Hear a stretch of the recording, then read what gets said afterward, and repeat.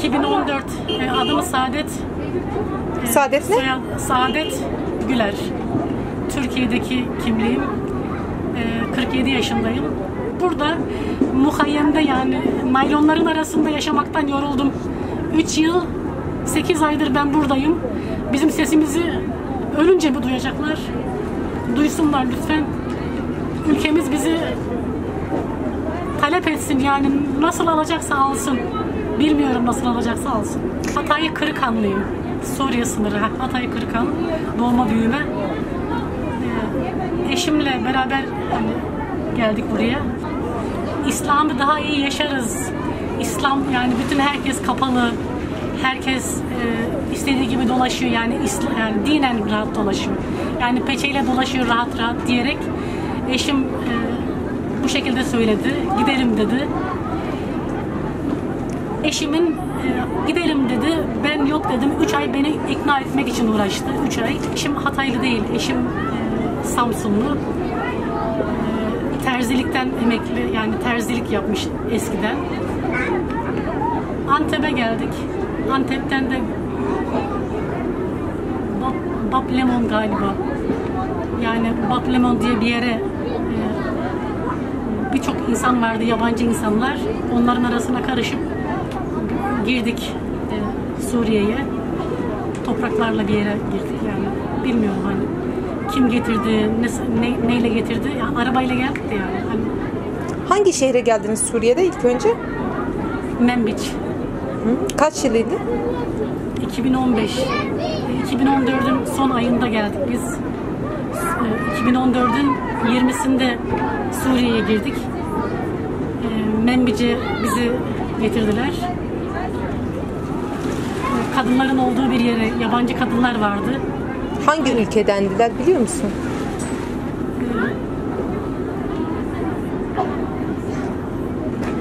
Türk vardı, Mısırlı vardı, Irak Yezidi birileri vardı. Yezidiymiş yani, bilmiyorum hani, öyle dediler. Kadınların olduğu bir yerde, hani ben Arapçam yok, hala da yok. Geldik. Peki o Ezidilere ne yaptılar?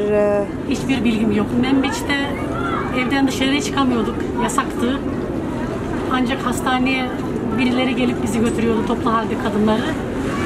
Öyle hani, başka bir şey bilmiyorum. Zaten dil bilmiyoruz.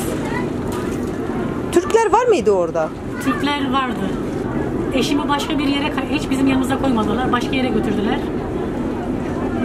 15 gün sonra eşim geldi, bizi çıkarttı. BAP'ta ev tuttuk. BAP'ta oturduk. Eşim zaten benden 4 yaş büyük. Yani Türkiye'de de hani çok çalışan birisi, yani faal birisi değil, yani belinde sıkıntı var. BAP'ta yaşadık biz, BAP'ta. Oradan Menbiç'e geldik. Menbiç'ten Tapka'ya geldik. Yani hani bombalandıkça oradan oraya geldik. En son Marajna diye bir yer var. Yani Bağoz'a yakın bir yer. Oraya kadar geldik.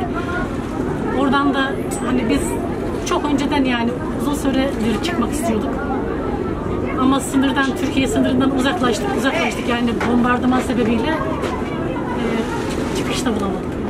Büyüdükleri zaman güzel hayalleri olmayacak onların. Yani ben küçükken şöyle yaşadım, şuraları gezdim, öyle hayalleri olmayacak. Biz onların elinden hayallerini aldık. Belki yani her şeyle düşünmeden mi davrandık? Hesaplamadan mı davrandık bilmiyorum. Şimdi baktığım zaman kızım Rojda, ben buradayım. 2 torunum da var kızımdan. Kızım 15 yaşında geldi, büyük kızım. 2 ay sonra evlendirdik. Burada tek başına bir yere gidemiyorsun. Evlendi yabancı birisiyle. Yani 18'inde 2 çocukla, eşi yok kaldı. Eşi ne oldu eşi? Rojda. Eşi ne oldu? Eşi esir galiba, yani haber alınmadı uzun bir süre. Allah alem eşi, yani esir. Buradaki durum nasıl? Yani korkuyor musunuz? Çünkü çok fazla kadın katliamları var burada. Ölümler burada çok fazla. Çok fazla var. Hı hı. Yani yani insan rahat yani ben şöyle düşünüyorum diyemiyor. Rahat davranamıyor.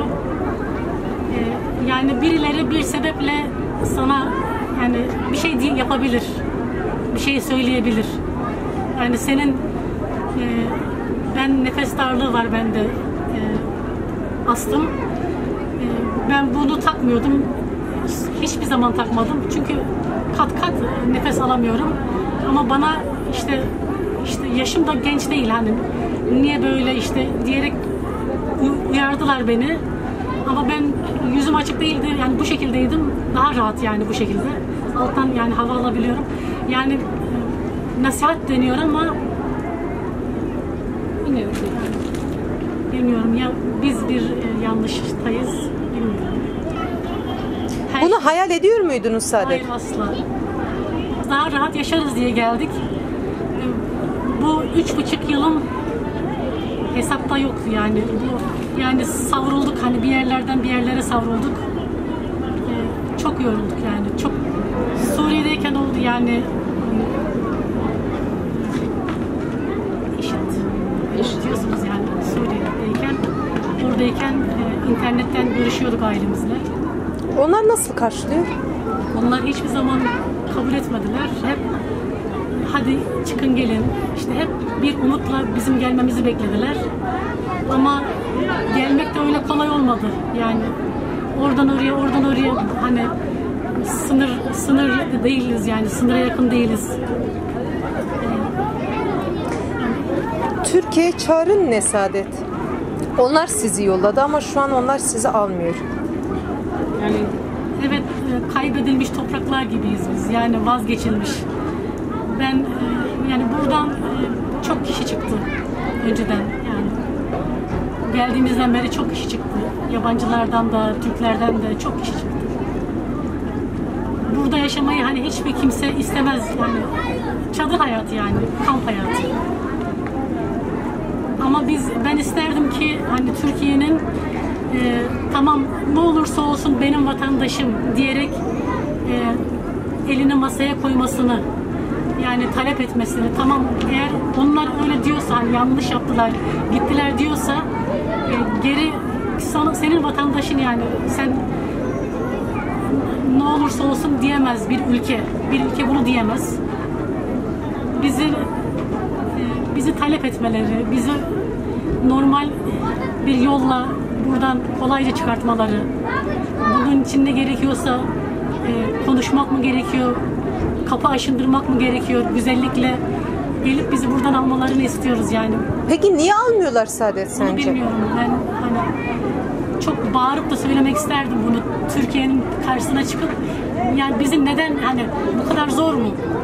Ben duyuyorum mesela başka ülkelerinizin vatandaşlarını alın diye çağrıda bulunuyormuş ama ben Türk'üm yani Türk vatandaşlığım var benim için neden kimse bir şey yapmıyor? Evet buraya gelirken yani öyle hani çok korkutulduk gerçi işte huduttan asker şöyle yapar görürse diye sadece bir yerde koştuk fakat yani başka bir şey değil. Çok rahat geçtiniz. Yani asker olmadığı yerde bir anda kaçın dediler. Çocuk çoluk koştuk yani hani bilmiyorum. Kolaydı gibi.